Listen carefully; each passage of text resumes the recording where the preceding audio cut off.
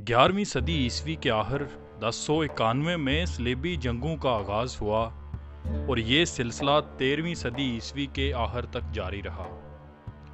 200 برسوں سے زائد اس معرکہ آرائی میں جرمنی، فرانس، برطانیہ اور یورپ کے تمام عیسائی حکمرانوں نے حصہ لیا۔ ان صلیبیوں کا مقابلہ والی موصل عماد الدین زنگی، نور الدین زنگی اور سلطان صلاح الدین ایوبی جیسے مجاہدوں نے کیا۔ ایوبی خاندان کے بعد مملوک ترک ان صلیبیوں سے نبرد آزما رہے۔ اس طرح کل 7 بڑی صلیبی جنگیں ہوئیں۔ صلاح الدین ایوبی نسلاً کرد تھا۔ وہ 19 ستمبر 1138 میں تکریت میں پیدا ہوا۔ اس کا نام یوسف رکھا گیا۔ صلاح الدین ایوبی نے سلطان نور الدین زنگی سے تربیت پائی۔ 1160 عیسوی 555 ہجری میں جب صلیبیوں کو صلاح الدین ایوبی نے مصر سے نکال باہر کیا تو خلیفہ العز الدین نے یوسف کو صلاح الدین ایوبی کا نام عطا کیا۔ اس وقت صلاح الدین ایوبی کی عمر صرف 22 سال تھی۔ سلطان نور الدین زنگی کی طرح صلاح الدین ایوبی کو بیت المقدس سے عشق تھا۔ بیت المقدس یعنی یروشلم یہودیوں، عیسائیوں اور مسلمانوں کے لیے خاص اہمیت کا حامل شہر ہے۔ یہودی اسے اس لیے مقدس سمجھتے ہیں کہ یہاں حضرت سلیمان علیہ السلام نے عظیم الشان عبادت گاہ ہیکل سلیمانی بنائی تھی۔ عیسائی اس لیے مقدس مانتے ہیں کہ یہاں حضرت عیسیٰ علیہ السلام نے تعلیم و تبلیغ کا سلسلہ جاری رکھا تھا، اور مسلمانوں کے لیے یہ شہر اس لیے مقدس ہے کہ یہ مسلمانوں کا قبلہ اول بھی ہے اور حضرت محمد صلی اللہ علیہ وآلہ وسلم نے سفر معراج بھی یہاں سے شروع کیا تھا۔ 638 عیسوی میں خلیفہ ثانی امیر المومنین حضرت عمر رضی اللہ تعالیٰ عنہ نے بیت المقدس فتح کیا۔ اس فتح کے نتیجے میں عیسائی اور مسلمان یہاں پرامن طور پر رہنے لگے۔ یہودی، عیسائی اور مسلمان دیگر علاقوں سے زیارت کے لیے آتے رہتے تھے۔ پھر 1099 میں عیسائی فوج نے بیت المقدس یعنی یروشلم شہر پر قبضہ کر لیا۔ وہاں کے باشندوں کا بڑی بے دردی سے قتل عام کیا۔ بیت المقدس کی آزادی کے لیے جب صلاح الدین ایوبی نے تلوار اٹھائی تو تمام عیسائی دنیا ان کے خلاف صف آرا ہو گئی۔ صلیبی فوج کی تعداد 10 لاکھ جبکہ صلاح الدین ایوبی کا لشکر 40,000 سپاہیوں پر مشتمل تھا۔ صلیبیوں کے پاس جدید اسلحہ تھا جبکہ مسلمانوں کے پاس صرف تلواریں تھیں، جبکہ اللہ کی ذات پر پختہ یقین تھا، اور یہ وہ ہتھیار تھا جس کے بھروسے صلاح الدین ایوبی نے تیسری صلیبی جنگ 1187 میں وہ عظیم الشان فتح حاصل کی جس کی سوزش آج بھی عیسائی دنیا کے سینے میں ہے۔ نور الدین زنگی کے انتقال کے بعد سلطان صلاح الدین حکمرانی پر فائز ہوئے۔ مصر کے بعد سلطان صلاح الدین ایوبی نے 1182 تک شام، موصل اور حلب وغیرہ فتح کر کے اپنی سلطنت میں شامل کر لیے۔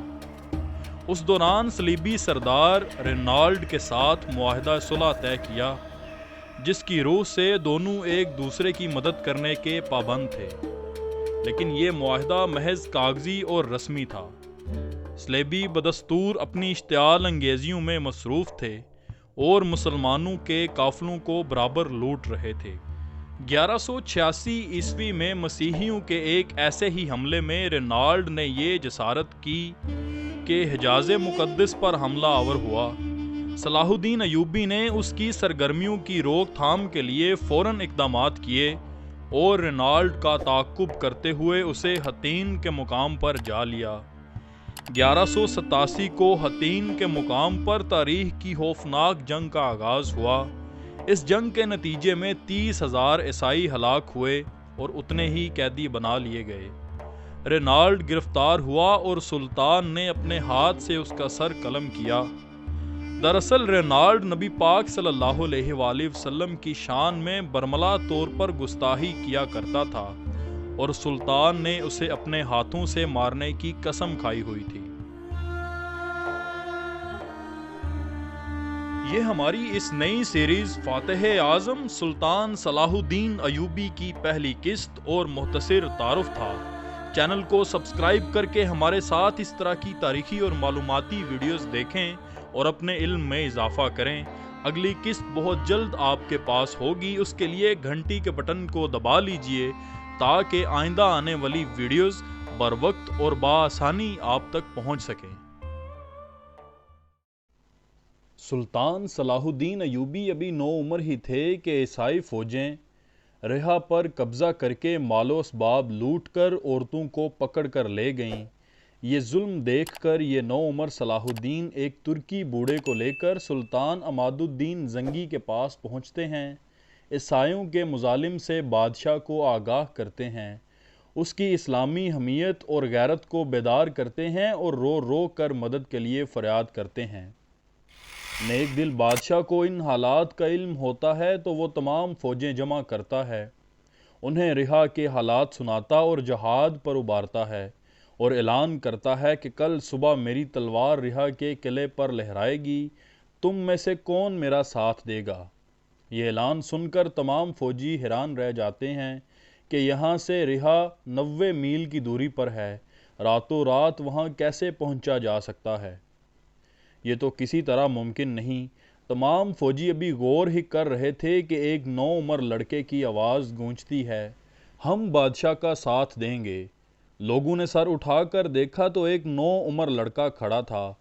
बाज ने फिक्रे चुस्त किए कि जाओ मियाँ खेलो कूदो, ये जंग है, बच्चों का खेल नहीं। सुल्तान ने ये फिक्रे सुने तो गुस्से से चेहरा सुर्ख हो गया। बोला, ये बच्चा सच कहता है, इसकी सूरत बताती है कि ये कल मेरा साथ देगा।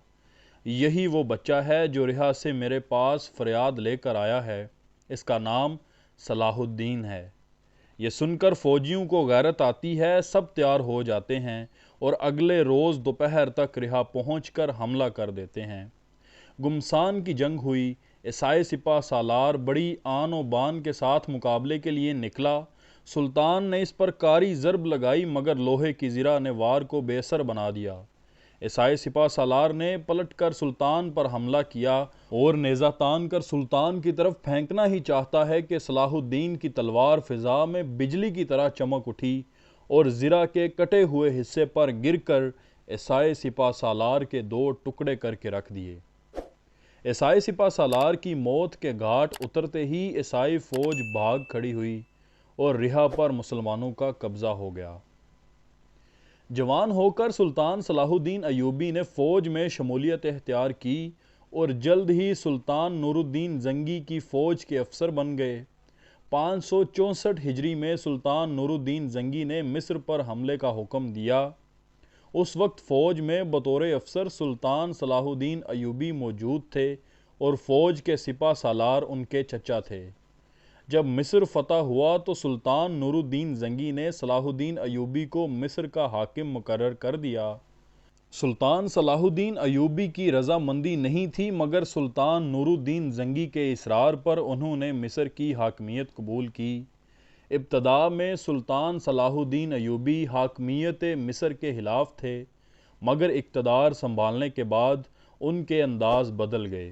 सुल्तान ने ज़िंदगी की ऐशो इशरत को तर्क करके तकवा और परहेज़गारी की तरफ तवज्जो दी। बहाउद्दीन इब्न शद्दाद लिखते हैं, मिस्र की अमारत संभालने के बाद सुल्तान ने दुनिया को तर्क करके अपनी ज़िंदगी को मज़ीद सख्ती से इस्लाम के असूलों के ऐन मुताबिक गुजारना शुरू कर दिया और अपने अमाल पर भी इस हवाले से सख्त पाबंदियाँ आयद कीं। सुल्तान सलाहुद्दीन अयूबी ने अपनी तमाम तर कोशिशें इस अमर में सर्फ कीं कि एक ऐसी सल्तनत कायम करें जिसमें दुश्मनाने दीन को बेदखल करने की पूरी ताकत हो। इसीलिए सुल्तान सलाहुद्दीन अयूबी ने एक मरतबा फरमाया, जब अल्लाह ताला ने मुझे मिस्र की हाकमियत अता की तो मैं समझ गया कि फ़लस्तीन भी मुझे देना अल्लाह को मंजूर है। सुल्तान सलाहुद्दीन अयूबी रहमतुल्लाह अलैह को अपनी ज़िंदगी में जहाद फ़ी सबीलिल्लाह से बेहद रग़बत थी।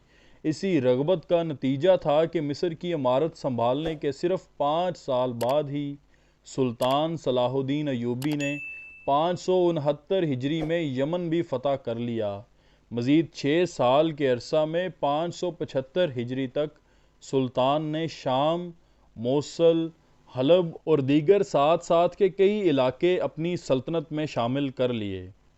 نور الدین زنگی کے انتقال کے بعد چونکہ اس کی کوئی لائق اولاد نہیں تھی، اس لیے سلطان صلاح الدین ایوبی حکمرانی پر فائز ہو گئے۔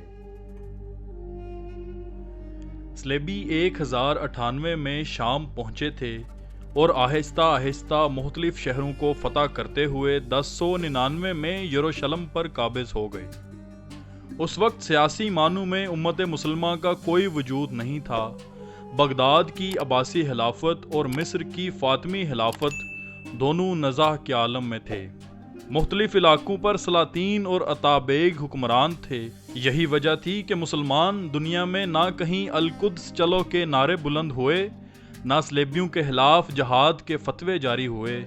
سلیبیوں نے بیت المقدس پر قبضہ کرنے کے بعد شہر میں بہت قتل و غارت کا بازار گرم کیا، وہ بہت معلوم اور معروف ہے۔ اس دوران حالات نے پلٹا کھایا اور تاریخ اسلام میں ایک ایسی شخصیت نمودار ہوئی جس کے سرفروشانہ کارنامے آج بھی مسلمانوں کے لیے درس عمل ہیں۔ یہ عظیم شخصیت سلطان صلاح الدین ایوبی کی تھی۔ مصر کے علاوہ صلاح الدین نے اب تک شام، موصل اور حلب وغیرہ کے علاقے فتح کر کے اپنی سلطنت میں شامل کر لیے تھے۔ اس دوران سلیبی سردار رینالڈ کے ساتھ 4 سالہ معاہدہ صلح ہو چکا تھا، جس کی روح سے دونوں ایک دوسرے کی مدد کرنے کے پابند تھے، لیکن یہ معاہدہ محض کاغذی اور رسمی تھا۔ سلیبی بدستور اپنی اشتعال انگیزیوں اور ریشہ دوانیوں میں مصروف تھے اور مسلمانوں کے قافلوں کو برابر لوٹ رہے تھے۔ عیسائیوں کے ایک ایسے ہی حملے میں رینالڈ نے یہ جسارت کی کہ بہت سے دیگر عیسائی امراء کے ساتھ مدینہ منورہ پر حملہ کی غرض سے حجاز کی جانب رخ کیا۔ صلاح الدین ایوبی نے ان کی سرگرمیوں کی روک تھام کے لیے اقدامات کیے اور فوراً رینالڈ کا تعاقب کرتے ہوئے اسے خطین میں جا لیا۔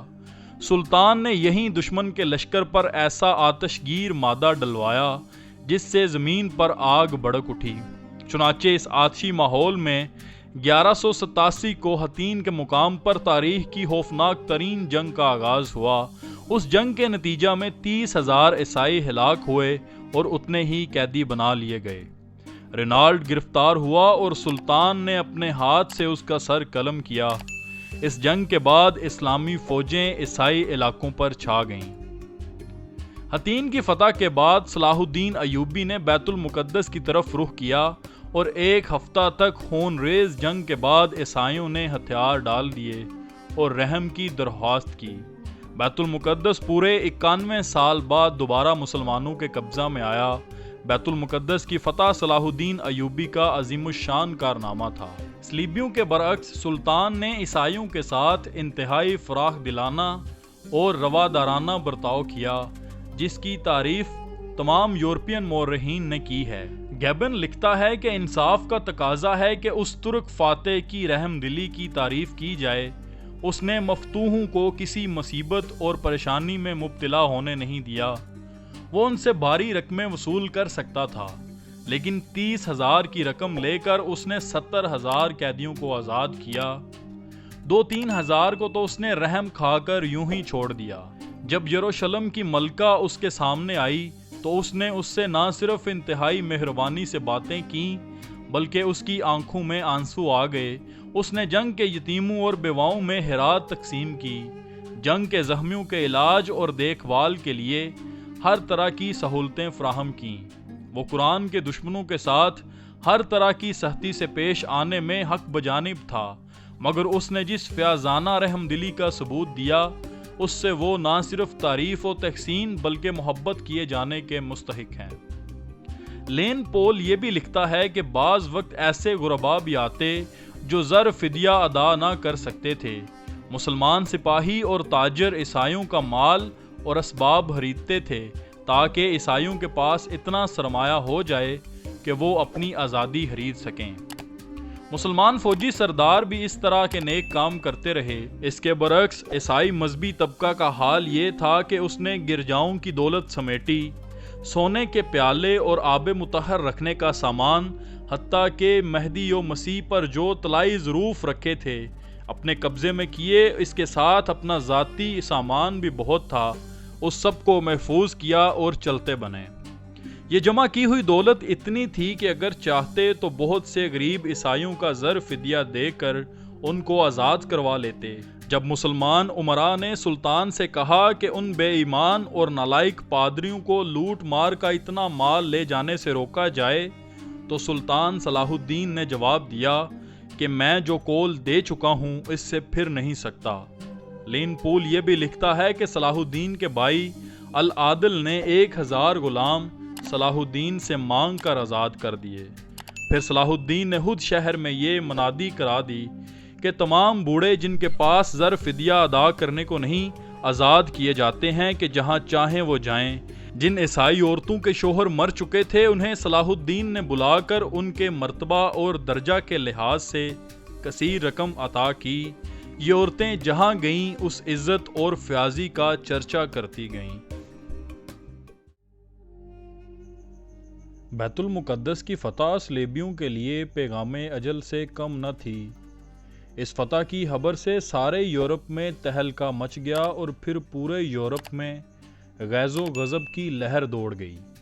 شاہ جرمنی فریڈرک، شاہ فرانس فلپ دوئم، شاہ انگلستان رچرڈ شیردل اور چند دوسرے علاقوں کے آہن پوش فوجی سردار شام کی طرف امٹ پڑے۔ یہ جنگ 1199 سے 1192 تک جاری رہی۔ اسے تیسری صلیبی جنگ کہا جاتا ہے۔ تیسری صلیبی جنگ کے بارے میں ہم تفصیلاً ایک ویڈیو الگ سے بنائیں گے۔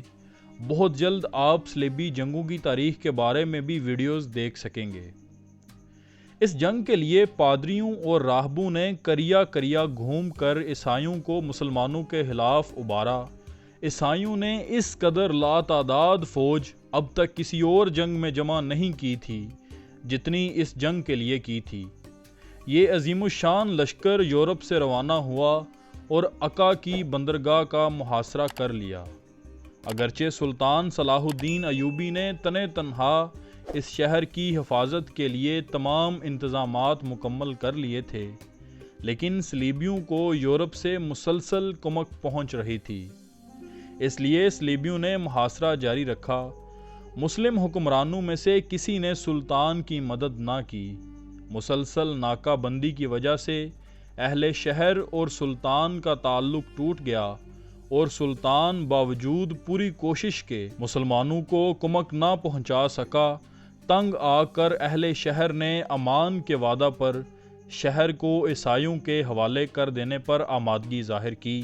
فریقین کے درمیان معاہدہ طے ہوا جس کے مطابق مسلمانوں نے 2 لاکھ اشرفیاں بطور تاوان جنگ ادا کرنے کا وعدہ کیا اور صلیب اعظم اور 500 عیسائی قیدیوں کی واپسی کی شرائط طے کرتے ہوئے مسلمانوں نے ہتھیار ڈال دیے۔ مسلمانوں کو اجازت دے دی گئی کہ وہ تمام مال و اسباب لے کر شہر سے نکل جائیں، لیکن رچرڈ نے بدعہدی کی اور محصورین کو قتل کر دیا۔ عکا کے بعد صلیبیوں نے فلسطین کی بندرگاہ اسکلان کا رخ کیا۔ اسکلان پہنچنے تک عیسائیوں کا سلطان کے ساتھ 11-12 بار مقابلہ ہوا۔ سب سے اہم معرکہ ارسوف کا تھا۔ سلطان نے جواں مردی اور بہادری کی درخشندہ مثالیں پیش کیں، لیکن چونکہ کسی بھی مسلمان حکومت بالخصوص خلیفہ بغداد کی طرف سے کوئی مدد نہ پہنچی، لہٰذا سلطان کو پسپائی اختیار کرنا پڑی۔ واپسی پر سلطان نے اسکلان کا شہر خود ہی تباہ کر دیا اور جب صلیبی وہاں پہنچے تو انہیں اینٹوں کے ڈھیر کے سوا کچھ بھی حاصل نہ ہو سکا۔ سلطان نے بیت المقدس کی حفاظت کی تیاریاں مکمل کیں کیونکہ اب صلیبیوں کا نشانہ بیت المقدس تھا۔ سلطان نے اپنی مختصر سی فوج کے ساتھ اس عظیم الشان لشکر کا بڑی جرأت اور بہادری سے مقابلہ کیا۔ جب فتح کی کوئی امید نہ رہی تو صلیبیوں نے صلح کی درخواست کی۔ فریقین میں معاہدہ صلح ہوا جس کی روح سے تیسری صلیبی جنگ کا خاتمہ ہو گیا۔ اس صلیبی جنگ میں سوائے عکا شہر کے عیسائیوں کو کچھ بھی حاصل نہ ہوا اور وہ ناکام واپس لوٹے۔ رچرڈ شیردل سلطان کی فیاضی اور بہادری سے بہت متاثر ہوا۔ جرمنی کا بادشاہ بھاگتا ہوا دریا میں ڈوب کر مر گیا اور بے شمار عیسائی اس جنگ میں مارے گئے۔ مسلم اور مسیحی حکمرانوں کے درمیان طے پانے والے معاہدے کی شرائط یہ تھیں: بیت المقدس بدستور مسلمانوں کے پاس رہے گا، ارسوف، حیفا، یافا اور عکا کے شہر صلیبیوں کے قبضہ میں چلے گئے، اسکلان آزاد علاقہ تسلیم کیا گیا، زائرین کو آمد و رفت کی اجازت دی گئی، صلیب اعظم بدستور مسلمانوں کے قبضہ میں رہی۔ تیسری صلیبی جنگ میں سلطان صلاح الدین ایوبی نے ثابت کر دیا کہ وہ دنیا کے سب سے طاقتور ترین حکمران ہیں۔ 1099 میں پہلی صلیبی جنگ کے بعد جب صلیبیوں کا بیت المقدس پر قبضہ ہو گیا تو انہوں نے مسجد اقصی میں بہت زیادہ رد و بدل کیا۔ مسجد کو ایک ہاسٹل کی شکل دے کر یہاں کئی کمرے بنا لیے اور اس کا نام معبد سلیمان رکھا۔ انہوں نے مسجد کے اندر اور مسجد کے ساتھ ساتھ ایک گرجا گھر بھی تعمیر کر لیا۔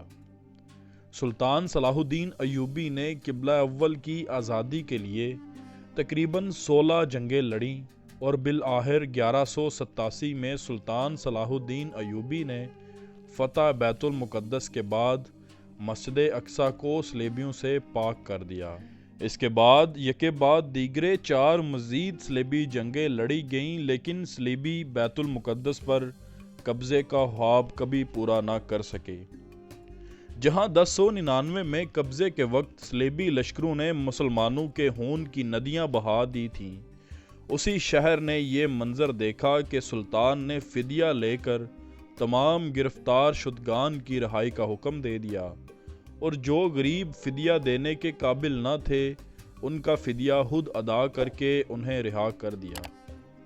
قرارداد کے بعد جمعہ 27 رجب 583 ہجری بمطابق ستمبر 1187 صلیبیوں نے بیت المقدس مسلمانوں کے حوالے کر دیا اور 91 سال سے جاری ظلم و ستم اور بربریت کا وہ دور ختم ہو گیا جس نے پوری امت مسلمہ کے سر شرم سے جھکا رکھے تھے، اور اللہ کا یہ پاک گھر پھر اپنے حقیقی پاسبانوں کے ہاتھ میں آ گیا اور مسجد اقصی نے سکون کا سانس لیا۔